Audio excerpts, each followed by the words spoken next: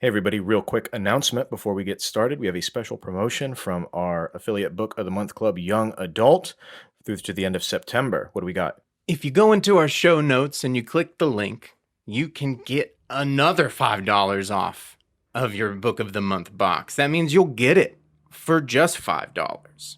You have to use the code YALIT, that stands for Young Adult Lit, YALIT, and you can get your first box for just $5. Young adult books straight to your door. If you've been waiting on it, now's the time. This is a great promotion. Yeah, an extra $5 off, only $5, but you got to click on the link and then YALIT. So check it all out in the show notes. Thank you so much for listening every week and supporting the show. On to the new episode. Welcome, welcome, welcome. It's another episode of Illiterate. My name is Evan. My name is Taylor. I read a large book this week. Good Lord. I watched a movie just last night. Wonderful. This week, we are doing The Goldfinch. Okay.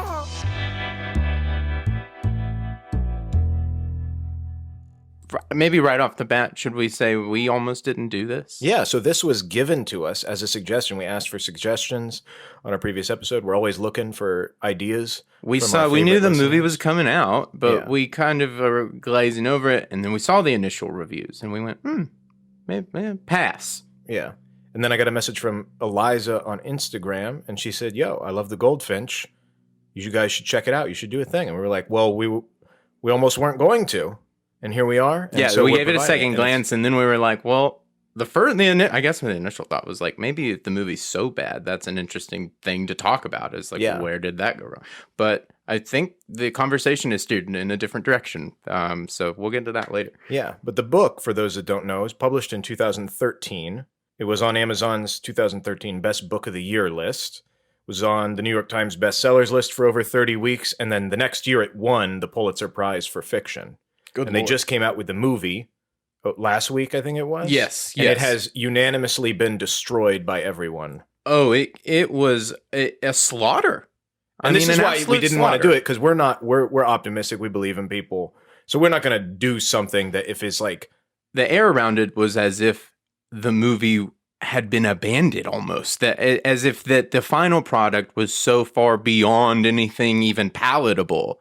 Don't see it, avoid it at all costs. That was the perception. That's what I was hearing basically, and went, ooh, okay, and just kind of threw it out. I went, I like the trailer, but okay, I guess.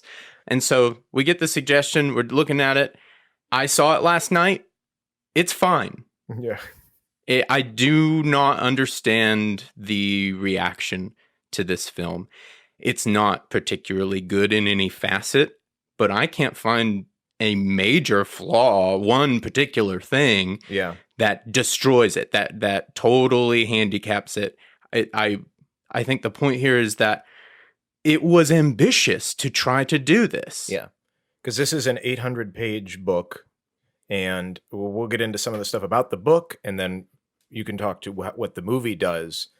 Like you said, and I'm interested to hear of what is what happens in the book that maybe people are dissatisfied with, that doesn't take place or is changed in the film. Yeah, just for those that don't know, because maybe you've seen the cover. It's a white cover. It's a painting of a bird, and it's this huge epic. It starts as this kid's whole life. His mom dies tragically through a terrorist act that has nothing to do with her at the Metropolitan Museum of Art in New York. And he becomes orphaned, and he flounders through life, and his deadbeat dad picks him up again, and they go to Vegas, where he lives, and then he leaves that situation, goes back to New York, works for this antiques dealer, etc., gets caught up in drugs, crazy people. Throughout all of this, into his adulthood, The Goldfinch is this painting that this old guy pointed to that he thought had some significance, so he stole it as a kid, and is traveling along with him through all these journeys, and becomes the ultimate moment in the story.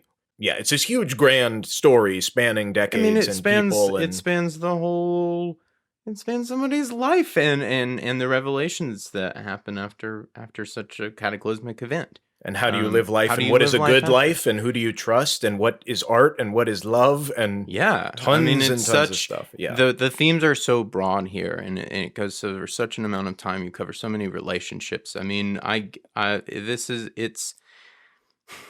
it's a lot of feeling. I see that in terms of a disaster, the only person that should be looking at this of like, man, this is a disaster, are like the producers and the directors and the filmmakers. Because based on the rap sheet here, this should be a Best Picture nominee. Mm-hmm. And based on, I mean, you look down the line, it's incredible. And maybe that's why people, it's because the expectation of expectation is so great. But it's fine. But it's fine. But yeah, it should only be the filmmakers that feel like that this is a disaster. I mean, it's just ultimately not going to be nominated for any Oscars or anything like that. But it is not some sort of Bond-bailed movie that just kind of got packaged and shipped through the process. It's like, no, they put a lot of time into it. Yeah. Speaking of which, Donna Tartt, who's the author, is known for putting a lot of time into her things. So she's only ever written 3 books. Each of them took 10 plus average years to write. Good Lord. She says she probably has another 2 in her life before she dies. You know what I mean? Like, okay. She's like, if I can write 5 books, but that's her thing. But anyway, so as far as the book and what it provides, and the biggest thing that it has been compared to, and the adjective that is used is Dickensian, which is in relation to Charles Dickens. That's a big man. That's a big shoe to fill. Yeah. But she says that he was a big influence, and she's very literary and whatnot. And that's part of the reason. And Eliza's message that she wrote to us on Instagram was about how the way that this book is written, the beauty of the language, that is a lot of what it's praised for. But that's not the only thing that makes something Dickensian. So I looked up a little bit about this. A lot of times it's the theme. So Dickens is obsessed with orphans, the critique of the class system. He's big on tragedy, a story told over many years, lots of different coincidental elements, characters that do something here and then reoccur way later. Which is, Theo, the main character in Goldfinch's best friend. Dickensian. Yeah. And, of course, lastly, the length. This is giant books. Now you're just showing off. Yeah. So, Theo, this whole thing is an obvious homage to David Copperfield, which is about an orphan kid. And then one of the characters' names is Pippa, and the main dude in Great Expectations is named Pip. But the differences between this is that the language, I found, is much easier to get into, and that's what she's praised for, as opposed to it being Victorian England, over-the-top hoity-toity language. Yeah. It is still very dense and very literary, but it is quite easy to go through. And I was listening to an interview that she did, and she was saying she wanted her type of writing to be dense but fast. Meaning there's a lot into it. You're building all these sensory images. You're having all the great metaphor and all that stuff, but it moves. Yeah. And I definitely felt that. I would not recommend what I did, which was read it in a week. I would recommend reading it over a summer or over a month or something like that. And I listened to quite a bit of the audiobook for it as well. And I highly recommend that because of all the different voices. And it feels much where you're not getting stuck on the words. You're just listening to somebody say it all out. And that worked out really well. The other thing that is different between this and a Dickens thing is the ending, where she leaves it in the book more open-ended, more loose. He's reflecting on what's happened. Not every character is neatly tied up or figured out or understood, and not every situation that he got himself into or circumstantially happened to him is quite made sense of. And maybe that is something that is just catered more to a modern audience, but I think it works pretty well. I wasn't like, this is stupid at the end of the book. Right. I don't know how you feel about those kind of things in relation to the movie. I know that as far as like the Charles Dickensian type of stuff, it is a long thing spanning somebody's life. It's very chronological. Yeah. It's here to here to here to here to here. And so you get a sense of the spanning of time. And I believe the movie does not do that at all. And that was a criticism of the way that it was structured. Well, I think the boy that plays the main character, younger Oakes, Fagley, he plays young Theo. He has the best performance in the film, and I think through the post process they realized this and wanted to lean into that as much as possible. So I think you think they maybe start it got out cut up later. They frame it with Amsterdam. And that's how the book is framed as well. They try to thread the line on both, and it wants you to feel like it's cutting back and forth, but ultimately it is kind of going chronologically. but the tone of it is so meditative. I mean, there's whole segments that are, there'll be the 30 seconds where it's just letting you feel what's going on, which is fine. But that's part of the criticisms too, is it's 2.5 hours. Yeah. So it's definitely, I think ultimately the book is so much, perhaps John Crowley, the director, never really boiled it down. Maybe the filmmakers never actually boiled it down on things they could focus on, trying to do it all. I mean, you want to do it justice. Or one of the themes. What does art mean to somebody? Or what is that? How does love, or how does trauma, And so that creates a really hard, that's a really hard situation in which the filmmakers don't commit to one thing being the point, or this is going to get you across the finish line emotionally. Yeah. So I think in that terms, it's messy. Yeah. But that is the culprit on many films that we're not covering here, and nobody's talking about on Rotten Tomatoes as if it was a steaming pile of garbage. Right. It is interesting that we talked about. I thought about this as I was researching more, how we did It last week, and how that book is scattered and all over the place, and flashbacks inside flashbacks and tons of different stuff. It still spans many, many years, but what they did with it is they flipped it and they told the story completely chronologically. Yeah. One half being the kids, one half being the adults, straight through. Yeah. And that's not how the book is constructed. And the book is massive. And with this, the book is massive and it just goes straight through, except for, like we said, in Amsterdam, what we're referring to is what happens at the very, very end is him recounting kind of to himself, like, I got myself in this space.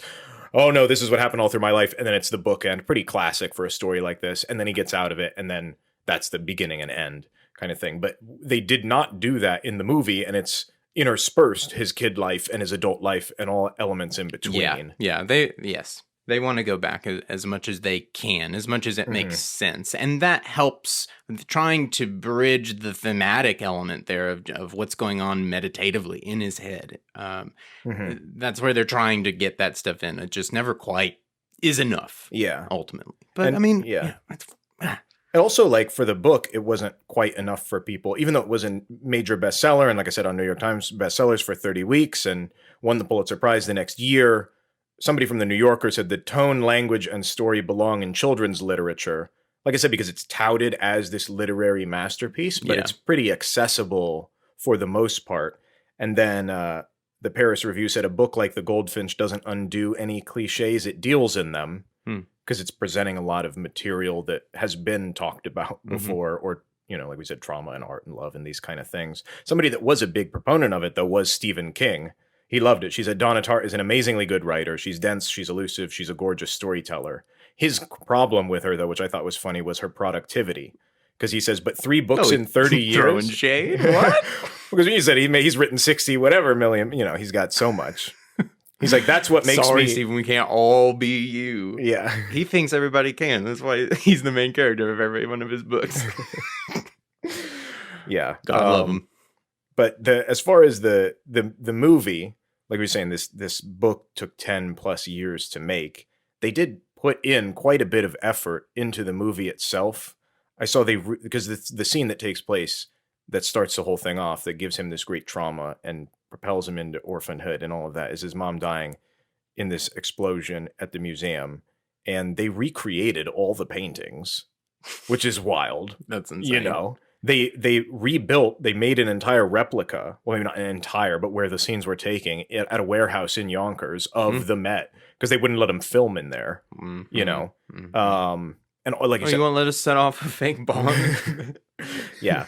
All the people, all the all-star cast, and then Roger Deakins, who won the Oscar for cinematography for Blade Runner, he was the guy on this. It was like that was the expectation. Yeah, massive. It should be. It should have been on everybody's list for Best Picture. So I think that is, the pullback on it has been too much. It's not fair, I think. Yeah. Because at this point, I think it's turning away people even to the book. I watched the Collider interview, which I don't recommend. I watched the Collider interview, and they were saying that they were in the middle of reading the book, then went to see the film, and then that made them decide to not return to the book, which I thought was horrible in a couple different ways. But I think ultimately that is so unfair to the source material. Yeah. And it's like, it was mega popular in 2013. It was a huge rarity for it to win the Pulitzer Prize after becoming a bestseller. Usually it's the other way around. Usually it's a no-name book that's really artsy and literary and nobody gives a crap. And then it wins an award and everybody's like, oh, that thing's good. We got to check it out. Yeah. It was already good, already really successful, and then won the thing. My God. Yeah. So just really quickly, I came up with kind of 4 critiques that if you do happen to watch a Collider interview or things like that, why people might say, oh, this was really hard to adapt. And I'm going to refute the last one with something which I don't think other people are talking about. Let's hear it. The first thing would be the rhythm. And we talked a little bit about how it's scattered versus a big long thing. But specifically in the book, there are long stretches followed by really crazy action. Oh, okay. You know, and it's designed to be this up and down. And I was listening in an interview with Donna Tartt where she was saying, if I know what's going to happen next, then of course the audience is going to know what happens next in my books, and it's going to be boring. She's like, I want to put you on a roller coaster, but I want it to go off the rails, and I want you to be off into the forest and down into a gully and not know how to get back. She's like, that's where I want you to be. That's good, man. Yeah, absolutely. And so people might criticize certain elements of that. Specifically, the thing that you'll hear the most is the Las Vegas section, where his dad picks him up because he's been living with this affluent family and then takes him off to Las Vegas. And you realize, oh, he's just trying to use him to get his trust fund money from the accident, you know, that kind of thing. Yeah. That whole section, people feel like it's slow. And it's like, well, it's designed to be slow, and it's claustrophobic because he's just trapped in this one house in Las Vegas. It's not supposed to feel good. There's nothing about it that's supposed to feel good. Ultimately, you're not supposed to have a good time at this movie. You're supposed to be really thinking about some, you know, loss and what happens. And then he escapes and then he escapes and goes on a road trip all the way back to New York. And it's like, well, that's exciting. And then he gets caught up in, you know, and then years pass and you're like, it's this whole thing. But that is very, very hard to do without getting the passage of time. And like I said, not do what I do, which is read it in a short span of time, like read it in a long time and build it up. Because there was a certain moment that I thought that would have hit me harder. He goes back to his childhood apartment after dealing with all of this stuff. And he's going to go talk to the doorman that he and his mom knew, or just even see like what the apartment is like. And the whole building is boarded up and it's going to be torn down. And it's like, because you hadn't heard about that for the past 350 pages. Then when it's like you feel that too, because you're like, oh yeah, I remember all that. And because she delves into that, like they said, the density of the descriptions and details, it's like, oh yeah, you want to see what that's going to be. And it hits you. But it's hard to do that in a 2.5 hour movie. It's hard to have long periods of slog with rapid action and just the weight of time. It's hard to decide what is important. And ultimately, in an 800-page book, not everything can go in the film, and not everybody's favorite part, or not everybody's thing that really connected with them, is going to make it into the movie. Yeah. That it's I mean, it's unfortunate, but it's not like, I don't think this is for a lack of trying on the filmmaker's part. There's no element here where I feel like they didn't care about it. Oh, they didn't bring their A game. Like, oh, and also I found like last week we did a Finn Wolfhard. Finn Wolfhard plays young Boris, but he's also in it. He's blowing up. And strangely enough, the subverted homosexual thread there. Is present as well. I thought that just to be randomly interesting. These repeating themes. Something that another thing, like it's like you said, it's no fault of the filmmakers for lack of trying. But it is unfortunate that is a crucial element of what makes the book good. And if you can't replicate that in the film, kind of like what we talked about with Watchmen, like what makes it unadaptable and how do you retain the source material? It's like that is a crucial element of the book. Right. It's 800 pages. It's somebody's whole life. If you don't have that, it's hard to, it's like you want to keep that element. So another thing is the internal monologue of the main character. It's all written in the first person. I find this to be a classic book to movie problem, where when he's saying one thing, he's usually thinking something much different, and that loss of all that subtext. I thought that was such a, I'm just thinking on not general audience point of view. I'm thinking as a filmmaker and as a storyteller and as, all that kind of stuff. When the film opens and then closes with the voiceover, I'm going, man, your images do this better. Stop. Please stop. You do not stop right now. But again, like it's not just like outright horrid. But that seems like such a besides the point to me. It's like, is that what people are upset about? Like I can't find what is it that made you Mhm. so upset about this movie. Yeah, it's hard. Another But yeah, thing, yeah. a classic book to film adaptation problem is the voiceover thing, because it is really tricky. Sometimes it can add a lot, but sometimes it can really take away. I think in this case it took away. The third thing is, I think, the multiple symbols for the painting, the Goldfinch, what the thing is all about, and Mhm. kind of tying into all the different themes that we discussed and what the totality of a person's life and their understanding of it is.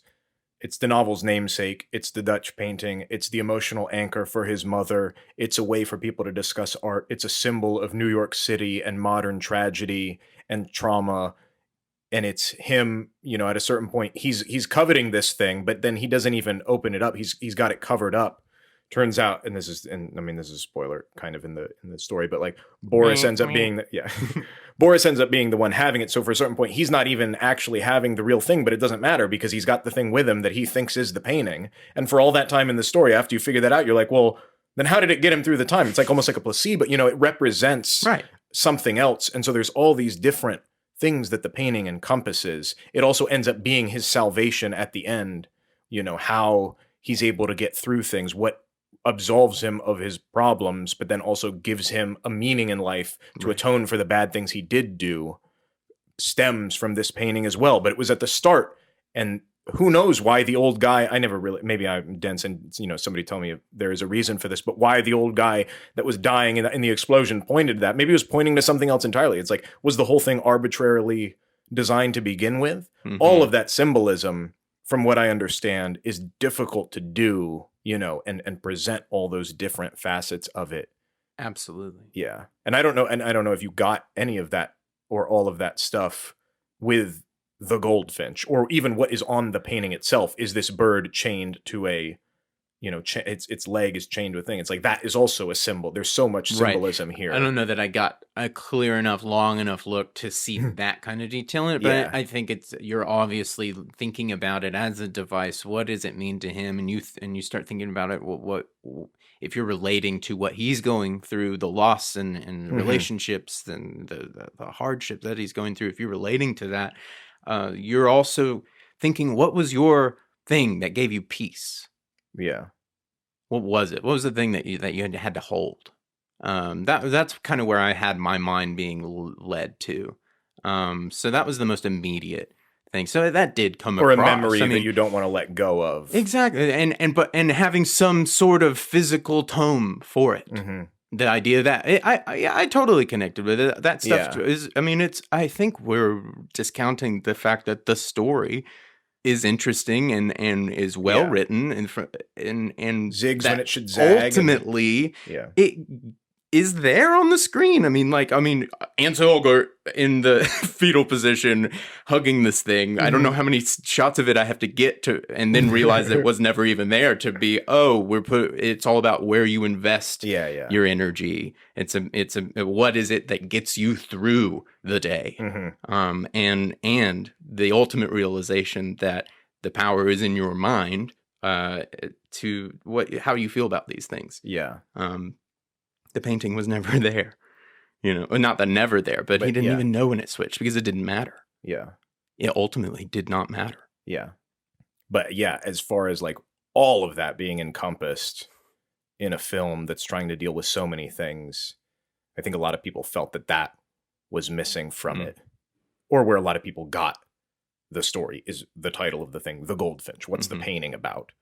And if that's not the through line for the whole story, and it's just used, might be a little confusing. Well, ultimately, I think it's presented in a way that you should just be thinking about it. And if you're not thinking, why is this the title of the film? Once you start that, why is this the title of the film? And then you just see it in these few scenes here and there, and then it becomes a MacGuffin. And, you will start. That's the beginning of that. So, I don't know. Maybe not as big of a deal, know. but still, I think when I go beyond the device, I started thinking more about the reflections in tragedy and this being a piece of media post 9/11 that is really discussing how we mourn and grieve and get through these types of traumas. So I was trying to see if there was more in the Goldfinch painting that as a device for the mourning. I'm not sure that there is, but that was the second step for me, is thinking, well, what else is the Goldfinch, and what could that mean? Is it our guilt over 9/11? Just all of that, all the flavor there. And so that's what people like in the book. And the last thing that I saw that is difficult to adapt, we've talked about it already, is the length of the thing.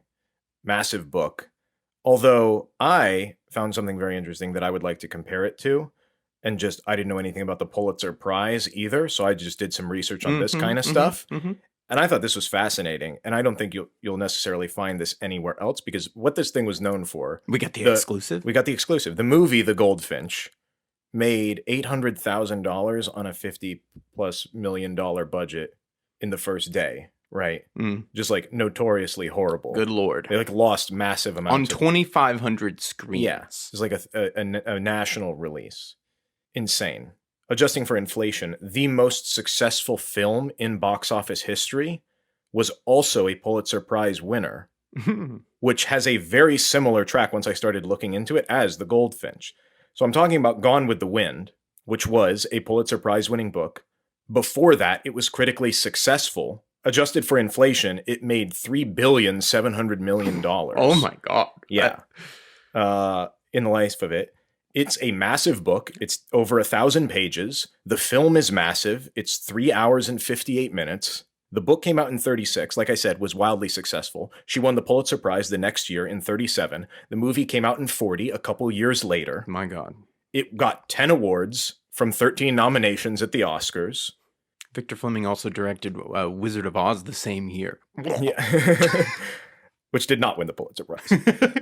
But it was just fascinating to me that is both now viewed as oh, it's high, the book sucks, whatever. And then also back then, maybe it's just we could talk about that's fascinating. It's a time thing, and the fact that it came out in the 30s and that the movie came out in 40. But that was a Pulitzer Prize winning massive book that was able to be adapted into a film. It encompasses a person's, it's a giant thing. And if you'll go with me one step here, if you can take in the Goldfinch, the bombing at the Met, and replace that with, I think, what is obviously the 9/11 attacks. Yeah. Now you have a direct correlation between the exact same thing. You have the Civil War and Gone with the Wind, and how this massive event affects everybody. Fascinating. That's fascinating. Just what is now being joked about as the worst movie fiscally, also competing with literally the best movie fiscally, and they have almost the same track historically. That's fascinating. Yeah. Historically, though, those are maybe Gone with the Wind is the outlier, or because it happened so early on in filmmaking. Because like we said, Beloved, when we talked about Toni Morrison won the Pulitzer Prize, did not do well as a movie. right? There have been some others, but people are saying, it can't be done. Yeah. A long book can't be done. A literary, epic can't be done. Well, it did, and it made the most money ever in the history of movie making. Yeah, really. And if you're not looking at adjusted for inflation, you're looking at propaganda. Yeah. It's adjusted for inflation, y'all. Yeah. Tickets were expensive. People were going out there. Yeah, let's be real. They were doing it. Their record keeping was pristine. Yeah, so that's kind of the movie and the book. And as far as the deep cut of, we try to go into a little bit about, well, who the heck came up with this? Yeah. That I think informs a lot of the choices and a lot of from the 9/11 stuff. Then I started to think about, who is the author here? What is the voice here? So I actually don't know anything about her. So and probably our listeners have been posing these questions, so I'm wondering, about about who she is. They don't know. It's funny because most people don't know anything about her. Though she was on the Time 100 Most Influential People for 2014 when the Goldfinch won the Pulitzer Prize. She is known for being sort of secretive, which we'll get to in a second. But she grew up in the South in Mississippi, went to Ole Miss, then went to a school in Vermont. Was a student along with Bret Easton Ellis, who became a famous author. Oh. Her first book, which was The Secret History, she sold while she was in college. got a $500,000 advance Whoa. on it, then What? spent 8 years writing it, and it came out in 92. What? Yeah. What? So, like, already What life is that? destined for success. So that book came out in 92. Then she had her next book came out in 2002, and that was called The Little Friend. And then 2013, that was when The Goldfinch came out. So she's only written 3 books in 30 years. And that's what she says, that's her speed. You know, that's what she did. She said she's tried to write a book in a year, but it didn't work. It wasn't fun, wasn't good. I appreciate that she's really self-aware. And as far as her secretiveness. See, man, and I'd her, get like a year and a half in and be like, I can do this. I can do this. That's amazing. Yeah. Like, that she's like, it works for me when I take a really long time. yeah. And if somebody's dropping $500,000 on you. If you're 8 years in, you're still like, I don't know. Yeah. Oh, gosh. That is amazing. Mm-hmm. Yeah. And so, like, as far as her secretive thing, it's like, well, she doesn't do publicity and doesn't do interviews and allegedly lives in Manhattan and Virginia. But Allegedly. It's like, allegedly. That's all I can find. But it's like, yeah, because she's only coming out with one thing every 10 years. So, like, what is there to talk to her about in the 9 years that she's writing? She's doing the thing. And that's her whole thing. She's like, I am very sociable. I travel all the time. I go places. I talk to people. I do stuff. But I don't have an Instagram. There's no reason for me to keep up with people. It's very, very distracting when I'm trying to come up with stuff. I'm trying to do a 9-to-5 job every single day. I'll get back to you when I have something to share. Yeah, yeah. And she was like, I never wanted to do that and be the person that's always on the tours and always on this stuff. She's like, it's very concentrated while it lasts, and then it goes away. She says, it must be horrifying if you wanted that, or if you liked it, or wanted to hold on to it. She doesn't, kind of throwing shade at people. Is like, well, if that's why you're trying to become an author, is because you want to be famous and go on a book tour, then you have to create the churn of overproduction of writing a book a year and being successful. Or like Stephen King, where it's like he can do nothing but churn out stuff, but he doesn't care about the thing. Yeah. This is pin, ghost pin. Yeah. But yeah, she's writing all the time. She does research through reading.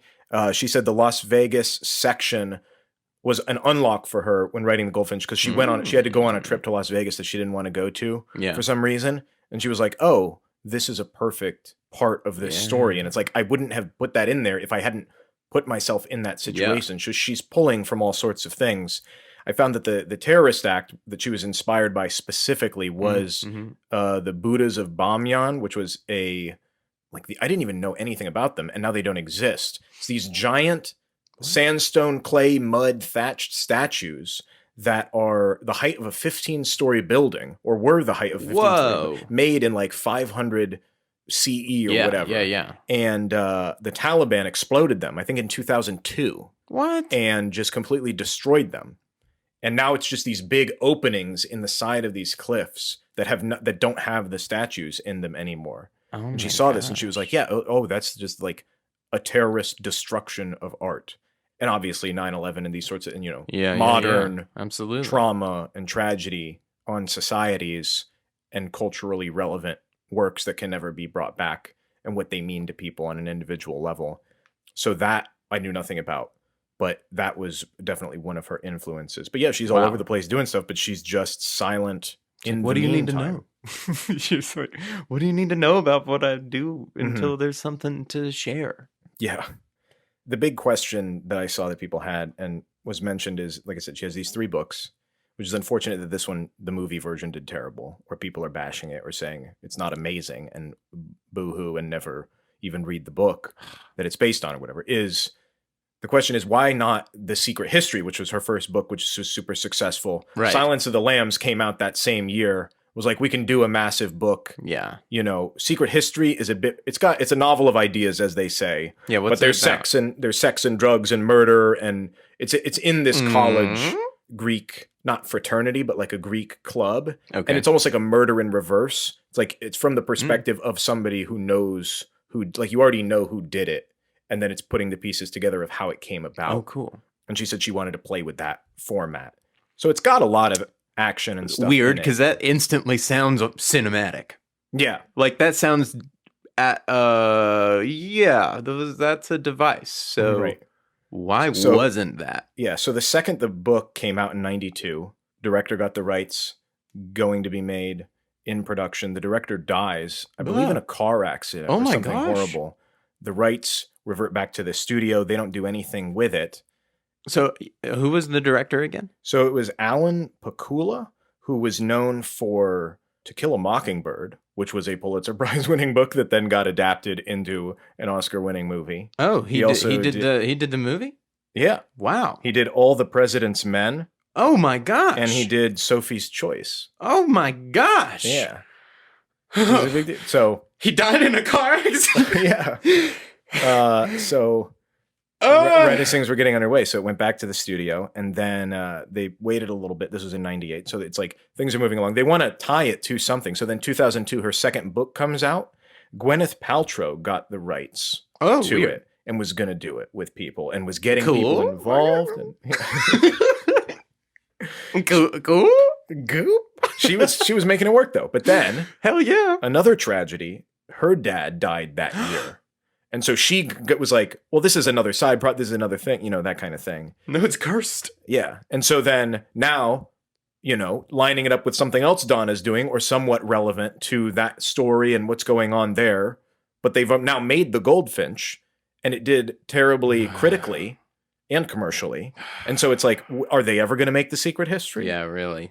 Maybe when her next book comes out. Every Cormac McCarthy movie after No Country for Old Men, and I mean every Cormac McCarthy novel. Yeah. They will make it, son. Yeah. But it's tough because there's so many different elements that have to line up. You have to get the agent, the good script, the right actors, who's available at the same time, the right studio, the right money.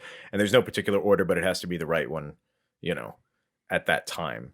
So that's why that is probably never going to happen. But that's such a shame. Yeah. And she did. I just got to say, if you're interested in this book, if you're a fan of this book and have been wondering about seeing this movie, if you've been wondering about seeing this movie at all, maybe give it a second chance. Go see what everybody else is saying about. You don't have to listen to us, but I think that this deserves a second ear. It's just unfair. I can't state that enough. If you're at all, were ever interested in seeing this, try to get back to that. Try to think maybe. Yeah. Get some other opinions out there because what's happened to this is really criminal. Or see what like we were talking about, what the intent of the book is, how long it is, all that stuff. That going into it. Please finish the book if you started the book. Yeah. Please. Yeah. Or take some time, listen to the audiobook, enjoy the experience, absorb the details. I think of all the stuff we've covered, this is kind of the one where I'm like, actually, yeah, I could see myself listening to this very slowly over the course of a year, and just taking it very nonchalantly. Yeah. I'm obviously interested in everything we cover, but I've only got so much to invest in. There's only so many things that I can do. So, but this is really one where I think thematically, all the pieces of it, where it sits in the timeline of my life, and I'm interested in it. And it sounds like this material is more than worth looking into. So I probably will at some point. Yeah. And thank you to Eliza again for recommending to this, because we were going to skip over it. We really were. We were going, Matt wasn't good. What's coming out? What's up? What's going on? So thank you. And I'm glad, because I would not be sitting here talking about. I probably would not have seen the movie at all. Mm-hmm. So thank you. Yeah, and we'll have another 10 years to see what old Donna comes out with. Yeah. But good for her, I'm watching my wrist. All right, guys. Well, I think that's it for today. Thanks for listening. If you're into anything right now, if you're reading something that you're interested in, let us know. If you know of a show coming out or a movie coming out, let us know. What are you into? What are you fired up about? We want to know. We're getting suggestions. Yeah. This week, this is our first one. This was an audience suggestion, and we'd love to do more of it. So, reach out. Illiterate Pod on Instagram is the best way to go about it. Or if you're old-fashioned in email, it's illiterate@email.com. You got the direct link. All right, guys. We'll talk at you next week. Have a good one.